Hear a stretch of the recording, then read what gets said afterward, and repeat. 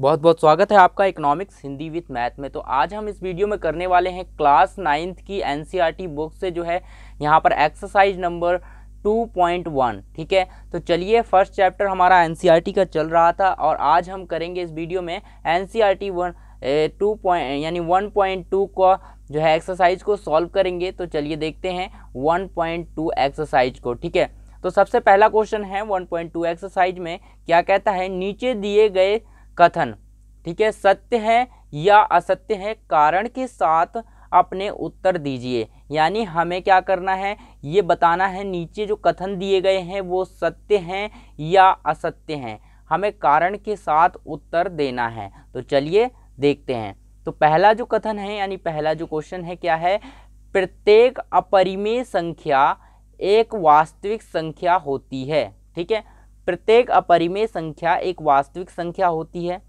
क्या ये कथन सत्य है या असत्य है? तो हम इसका आंसर देने से पहले सबसे पहले हम अपरिमेय संख्याएं समझेंगे और उसके बाद वास्तविक संख्याएं क्या होती हैं ये सारी चीज़ें समझेंगे। अगर आपने इसका पहला पार्ट यानी 1.1 एक्सरसाइज नहीं देखी है तो आपको काफ़ी दिक्कत हो सकती है इसे समझने में, क्योंकि उसमें आपको जो है यहाँ प्राकृतिक संख्याएं और जो है पूर्णांक संख्याएं, पूर्ण संख्याएं, इस तरह की जो संख्याएं होती हैं सभी आपको डिटेल में समझा रखी हैं। तो वो वीडियो ज़रूर देख लें, लेकिन चिंता मत करिए, यहाँ पर भी आपको मैं ये सारी चीज़ें बता दूंगा। ठीक है, तो चलिए अब हम देखते हैं ये क्या कह रहा है कि प्रत्येक अपरिमेय संख्या एक वास्तविक संख्या होती है। अब सबसे पहले हमें पता होना चाहिए कि अपरिमेय संख्या क्या होती है और वास्तविक संख्याएं क्या होती हैं। ठीक है, तो अपरिमेय और वास्तविक संख्याओं को हम देख लेते हैं ये क्या होती हैं। तो सबसे पहले आपको पता होगा यहाँ पर हमने अब सबसे पहले हम वास्तविक संख्याओं की बात करते हैं। वास्तविक संख्याएं क्या होती हैं?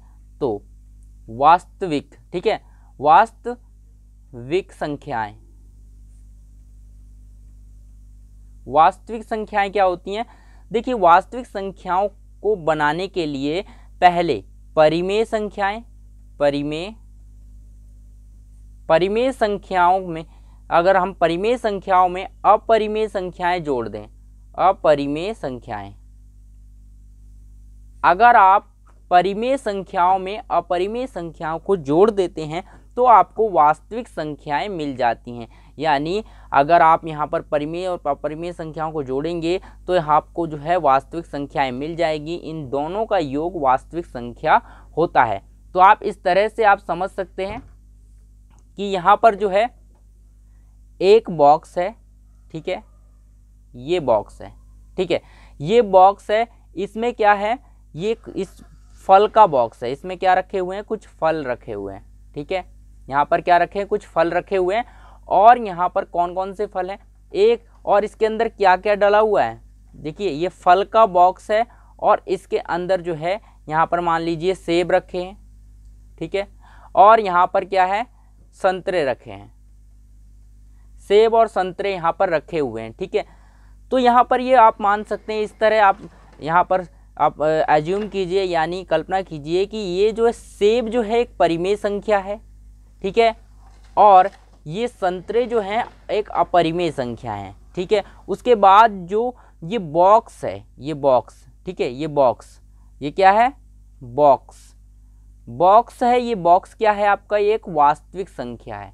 ठीक है, तो यहाँ पर आप देखें ये वास्तविक संख्या के अंदर ही ये दोनों संख्याएं आने वाली हैं। जैसा कि यहाँ पर ये फल का बॉक्स है तो इस बॉक्स के अंदर क्या है, सेब है और संतरे हैं। तो उसी प्रकार से यहाँ पर ये वास्तविक संख्या एक प्रकार का बॉक्स है जिसके अंदर जो है यहाँ परिमेय संख्याएं और अपरिमेय संख्याएं आती हैं।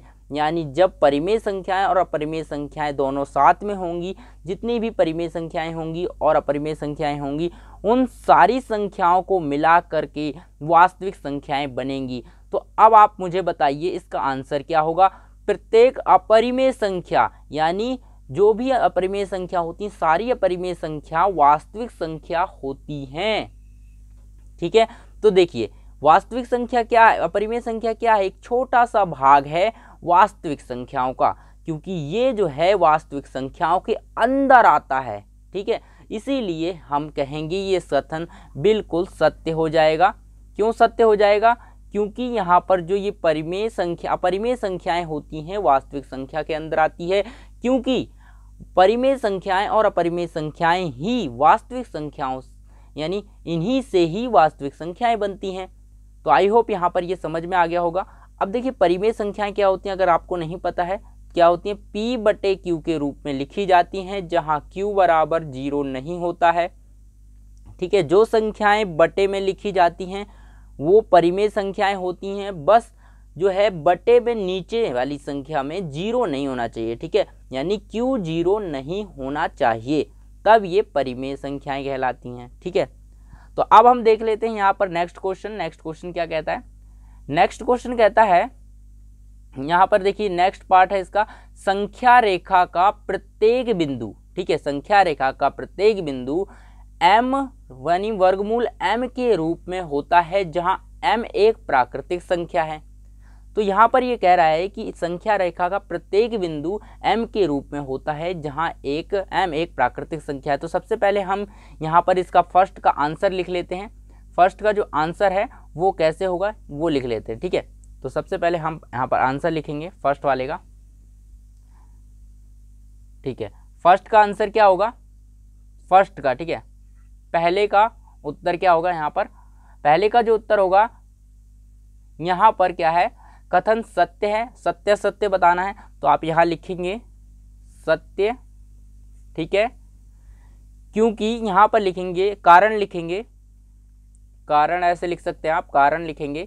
कारण क्या है, यहाँ पर परिमेय वास्तविक संख्याओं का, यहाँ पर आप इसको लिख सकते हैं परिमेय अपरिमेय,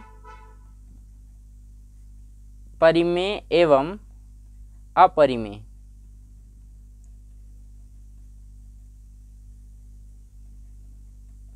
संख्याओं के योग से जो है के संख्याओं के योग से वास्तविक संख्याओं, वास्तविक यहाँ पर संख्याओं का निर्माण होता है। ठीक है, क्या लिखेंगे आप, संख्याओं का निर्माण होता है, निर्माण होता है, या आप इस प्रकार से आप लिख सकते हैं, या फिर आप ऐसे लिख सकते हैं कि यहाँ पर वास्तविक संख्याएं जो हैं होती हैं उसके अंतर्गत जो है अपरिमेय संख्याएं आती हैं, जिस कारण से ये जो है यहाँ पर ये सत्य कथन है। ठीक है, पहले का आंसर होगा। दूसरा है संख्या रेखा का प्रत्येक बिंदु m, यहाँ पर संख्या रेखा का प्रत्येक बिंदु m वर्ग रूट के रूप में, यानी वर्ग रूट m या वर्गमूल m के रूप में होता है, ये एक जहाँ m एक प्राकृतिक संख्या होगी। तो देखिए यहाँ पर ये क्या कहना चाह रहा है, क्वेश्चन जो है नंबर पार्ट इसका 2 है, ये कहना चाह रहा है कि एक वर्गमूल है। यहाँ पर मैं आपको समझाता हूँ क्या है ये क्वेश्चन, क्या है क्वेश्चन, कहना चाह रहा है कि एक वर्गमूल है जहाँ m कोई संख्या है। ठीक है, m कोई संख्या है और m क्या है, एक प्राकृतिक संख्या है। प्राकृतिक संख्या, प्राकृतिक संख्या मैंने पिछली वीडियो में बताई थी। प्राकृतिक संख्या क्या होती है, जो कि आप बचपन में सीखते थे, 1 2 3 4 5 इस तरह से जो गिनती होती है वो होती हैं आपकी प्राकृतिक संख्याएं। तो इसने कहा m एक प्राकृतिक संख्या है और यहाँ पर वर्ग रूट में है। ठीक है, संख्या रेखा पर इस प्रकार से होनी चाहिए। तो यहाँ पर आप लिख सकते हैं ये कथन असत्य हो जाएगा, तो आप आंसर में लिखेंगे, यहाँ पर लिखेंगे असत्य। असत्य क्यों लिखेंगे, क्योंकि यहाँ पर जो है अगर बात करें प्राकृतिक संख्याएं क्या होती हैं, प्राकृतिक संख्याएं प्लस की होती हैं। मान लीजिए ये संख्या रेखा आपने देखी होगी, संख्या रेखा में क्या क्या होता है, संख्या रेखा आपने देखी होगी, संख्या रेखा में जो है 0 1 2 इस तरह से प्लस की संख्याएं होती हैं, उसी तरह से 1 और यहाँ पर 2 इस तरह से माइनस की संख्याएं होती हैं। तो यहाँ पर बात कर रहा है प्राकृतिक संख्याओं के बारे में, यहाँ पर माइनस की बात नहीं कर रहा है। तो इसीलिए ये फॉल्स हो जाएगा, गलत हो जाएगा, क्योंकि इसमें प्राकृतिक संख्याएं तो आएंगी ही लेकिन इसमें माइनस भी तो हो सकता है संख्या रेखा पर, इसीलिए यहाँ पर ये माइनस, यहाँ पर आंसर गलत हो जाएगा यानी असत्य हो जाएगा। तो इसका आंसर क्या होगा, असत्य होगा। और आप कह सकते हैं यहाँ पर कह सकते हैं कि वर्ग रूप यहाँ पर जो है यहाँ पर लिख सकते हैं इस तरह से आप लिख सकते हैं, देखिए वर्ग रूट में वर्गमूल जो है m का, यहाँ पर वर्गमूल m जो है एक वर्गमूल m जो है इस तरह से ये माइनस में नहीं हो सकता, ठीक है, क्या है, माइनस में नहीं हो सकता है। इस कारण से आप ये बता सकते हैं कि यहाँ पर जो है ये असत्य हो गया, ठीक है। यहाँ पर और लिख सकते हैं माइनस ऋणात्मक, यहाँ पे लिखिए ऋणात्मक संख्याएं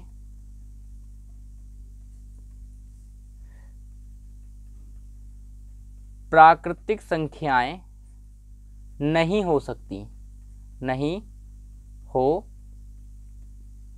सकती हैं, ठीक है।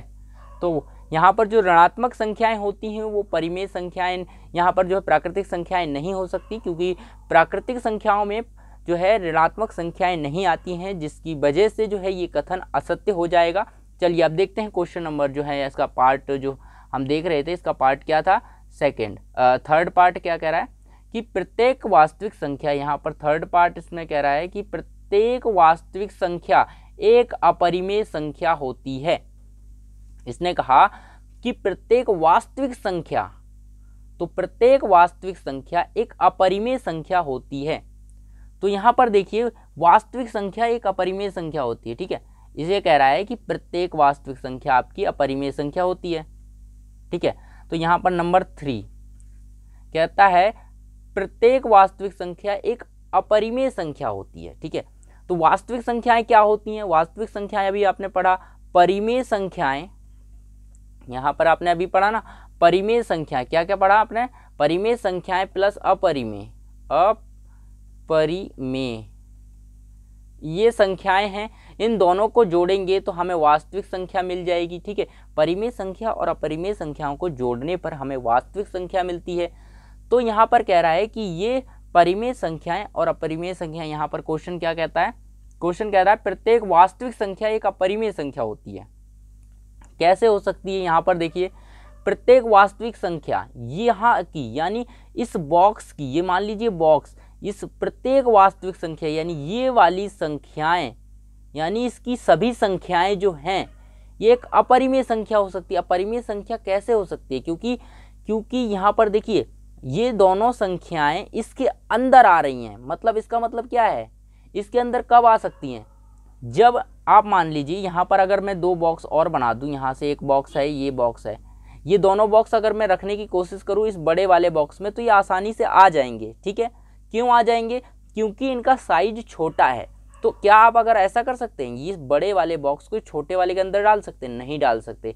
ऐसा क्यों है, क्योंकि इसका साइज छोटा है और इसका बड़ा है, तो बड़ी चीज़ कभी भी छोटे में नहीं आ सकती। तो इसका मतलब ये वास्तविक संख्याएं बड़ी हैं और इसके अंदर परिमेय और अपरिमेय संख्याएं आती हैं, और अपरिमेय संख्याएं जो है कम होती हैं वास्तविक संख्याओं के मुकाबले, इसीलिए यहाँ पर जो है अपरिमेय संख्याएं परिमेय वास्तविक संख्याओं में नहीं आ सकती हैं, ठीक है।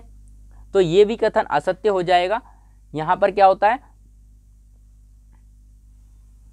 यहाँ पर जो है, यहाँ पर क्या लिख सकते हैं आप, असत्य लिखेंगे यहाँ पर, चलिए असत्य लिखते हैं, असत्य कथन क्या होगा, असत्य हो जाएगा, ठीक है। क्योंकि यहाँ पर देखिए प्रत्येक क्योंकि यहाँ पे लिखिए, क्योंकि यहाँ पर आप कारण लिख सकते हैं, क्योंकि परिमेय संख्याओं वास्तविक संख्याओं में, वास्तविक संख्याओं, ठीक है, संख्याओं में जो है वास्तविक संख्याओं में अपरिमेय संख्याएं, यहाँ पर क्या है अपरिमेय होती हैं, तो यहाँ पर परिमेय संख्याएं भी आती हैं, परिमेय संख्याएं भी आती हैं। तो आप कारण दे सकते हैं इस तरह से, आप और भी कारण दे सकते हैं। तो कारण आपके सामने काफ़ी सारे हैं, तो यहाँ पर मैंने एक कारण लिख दिया है जो कि ये है, ठीक है। यहाँ पर परिमेय संख्याएं आती हैं, कौन सी संख्या आती हैं, परिमेय संख्याएं आती हैं। तो चलिए ये आपका क्वेश्चन हो गया, कंप्लीट हो गया। चलिए अब करते हैं क्वेश्चन नंबर 2। क्वेश्चन नंबर 2 क्या कहता है, यहाँ पर देखिए क्वेश्चन नंबर 2 में है, क्या सभी धनात्मक पूर्णांक के वर्गमूल अपरिमेय होते हैं? यदि नहीं, अगर ये कथन नहीं है यानी गलत है, तो एक ऐसी संख्या के वर्गमूल का उदाहरण दीजिए जो कि परिमेय है। ठीक है, हमें क्या बताना है, ये पूछ रहा है कि क्या सभी धनात्मक पूर्णांक के वर्गमूल अपरिमेय होते हैं। हमें ये बताना है, यहाँ पर इसने कहा कि धनात्मक पूर्णांक के जो भी धनात्मक पूर्णांक होते हैं, पूर्णांक क्या होते हैं आपने देखा होगा, पूर्णांक का मतलब होता है यानी माइनस के निशान, पूर्णांक का मतलब होता है जीरो, जीरो से लेकर के यहाँ पर क्या है धनात्मक पूर्णांक के वर्गमूल अपरिमेय होते हैं, ये पूछा है। अगर ऐसा नहीं है तो आपको एक ऐसी संख्या का उदाहरण देना है जिसका वर्गमूल जो है एक परिमेय संख्या हो।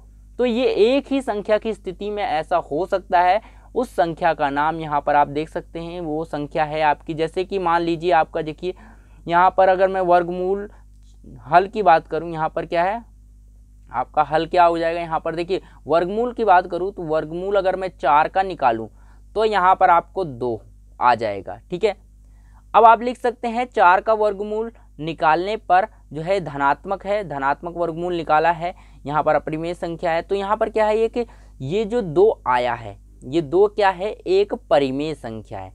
तो यहाँ पर आप लिख सकते हैं कि 2 एक ऐसी, यहाँ पर क्या है आप लिख सकते हैं 2 एक ऐसी संख्या है जो कि परिमेय संख्या है। तो यहाँ पर क्या है, यहाँ इस तरह से लिख सकते हैं, यहाँ 2 एक परिमेय संख्या है, परिमेय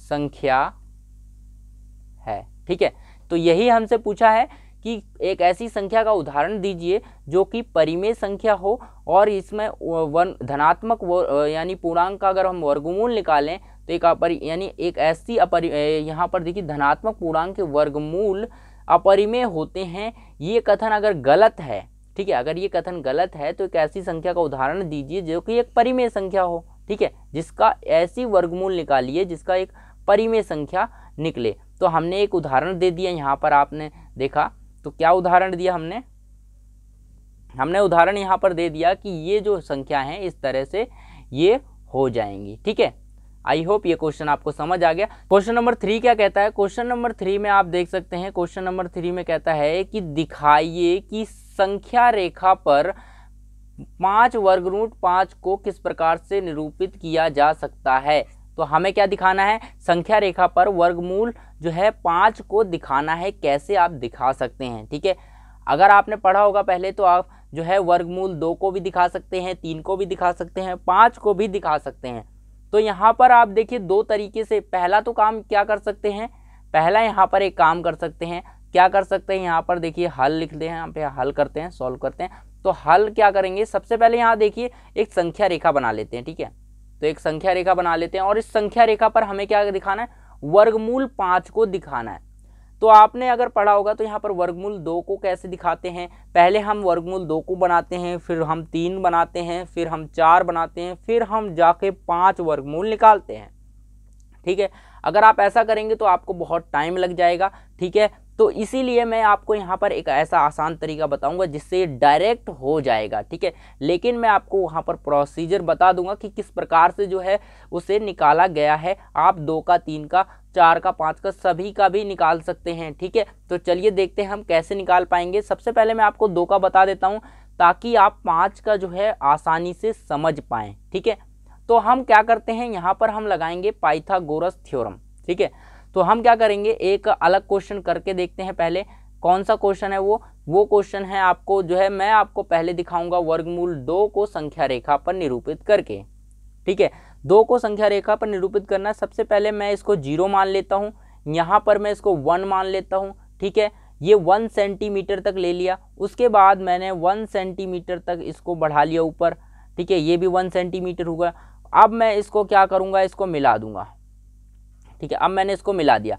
अब देखिए ये 1 सेंटीमीटर है, ये भी 1 सेंटीमीटर है और ये हमें नहीं पता, और मुझे पता है ये 90 डिग्री का कोण बन रहा है।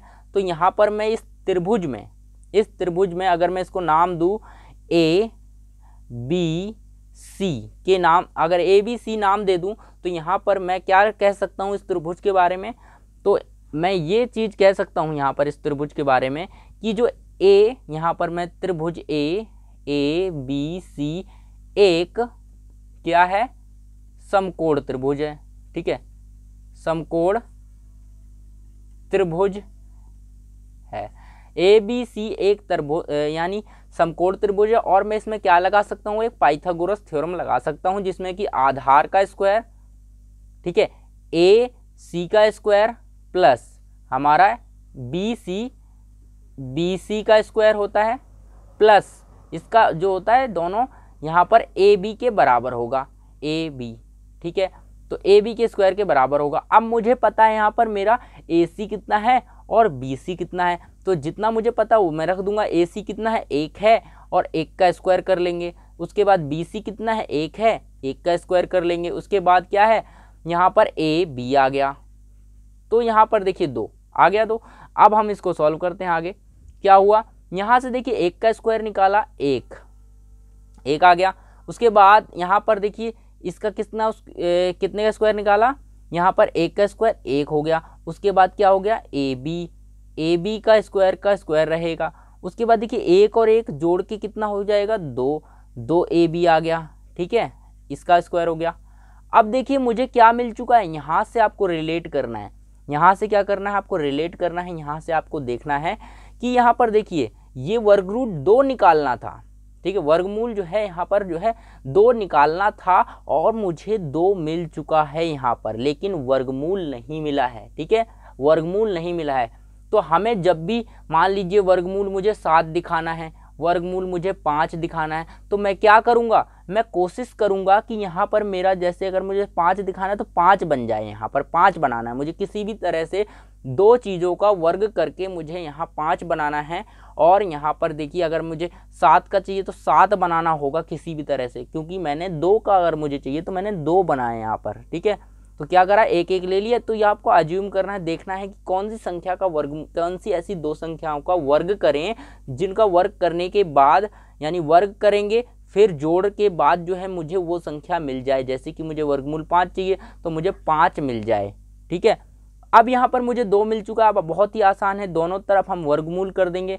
यहाँ पर मैंने 2 कर दिया वर्गमूल, और ए बी इधर भी वर्गमूल कर देंगे।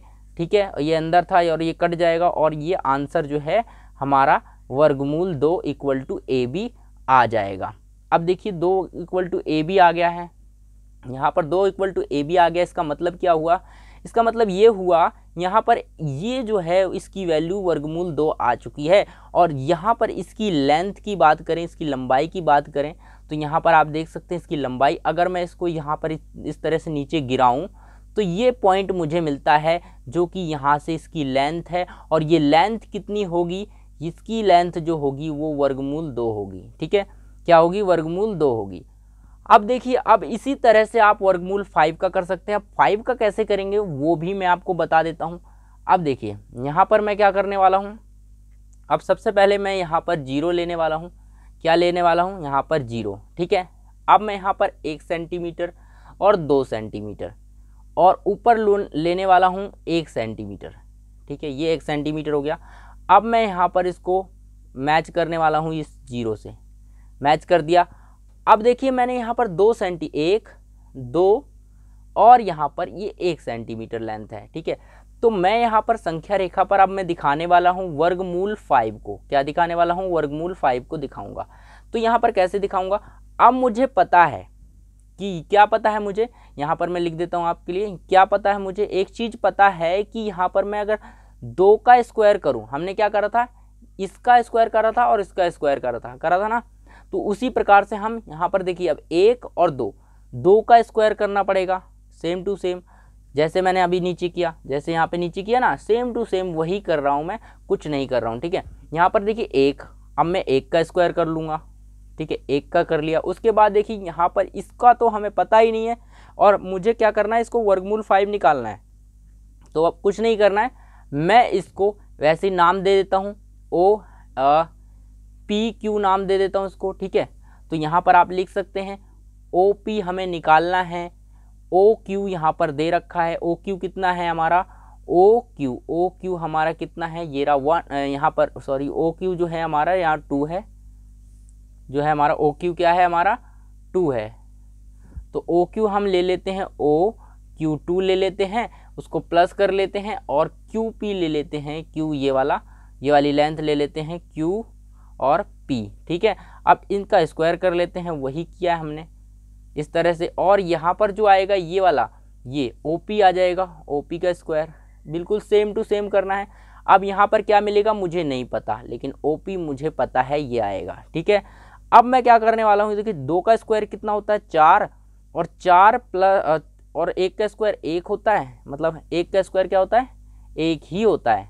ओके, तो 1 का स्क्वायर 1 होता है, तो यहाँ पर मैं 1 लिख लूँगा और ओ पी का होल स्क्वायर कर दूंगा, मतलब पूरे की स्क्वायर कर दिया। उसके बाद देखिए 5 आ गया मेरा, क्या आ गया यहाँ पर देखिए 5 आ गया, जो मुझे चाहिए था। क्या चाहिए था मुझे, यहाँ पर 5 चाहिए था, और जो कि आ चुका है। यहाँ पर 5 आ गया, ओपी का होल स्क्वायर है यहाँ पर। ठीक है, तो अब मैं दोनों तरफ वर्गमूल करूँगा तो वर्गमूल 5 आ जाएगा, और ये वर्गमूल से वर्गमूल कट जाएगा, यानी ओपी का होल स्क्वायर और वर्गमूल इधर ये कट गया, तो यहाँ पर क्या आ गया वर्गमूल, यहाँ पर आपका देखिए क्या आ गया, यहाँ पर आ गया वर्गमूल 5 इक्वल टू ओ पी, निकल के आ गया। इसकी वैल्यू क्या होगी वर्गमूल 5। तो यहाँ पर ये हमने दिखा दिया, और इसको जब मैं नीचे गिराऊंगा, इसकी लेंथ पूरी नापूंगा। ठीक है, इसको नीचे गिराऊंगा तो इस तरह से ये प्रकार से आप नाप के कर लें। यहाँ पर आ जाएगा ये पॉइंट, और इस पॉइंट को हम कहेंगे, क्या कहेंगे इस पॉइंट को, इस पॉइंट को कहेंगे हम, ये रहा वर्गमूल 5 संख्या रेखा पर। ठीक है, आई होप ये क्वेश्चन आपको समझ में आ गया होगा। तो चलिए, आई होप ये क्वेश्चन आपको समझ में आ गया होगा।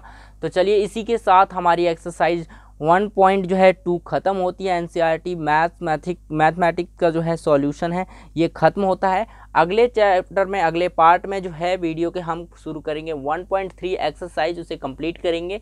तो चलिए, अगर आप चैनल पर पहली बार आए हैं तो इसे सब्सक्राइब कर लें। इस चैनल पर आपको जो है एनसीईआरटी मैथमेटिक्स जो है क्लास 9th की अभी चल रही है, आपको 10th का भी मिलेगा इसमें, और साइंस भी इसमें जल्दी ही आने वाली है। तो यहाँ पर आप इस चैनल को सब्सक्राइब कर सकते हैं। और इकोनॉमिक्स जो है क्लास 12th और 11th की इसमें पहले ही चैप्टर कराए जा चुके हैं, तो आप इस चैनल को सब्सक्राइब कर सकते हैं, और बेल आइकन भी दबा लें ताकि आपको जो है वीडियो की नोटिफिकेशन समय पर मिलती रहे। तो चलिए, फिर मिलते हैं एक नई वीडियो में एक नए टॉपिक के साथ।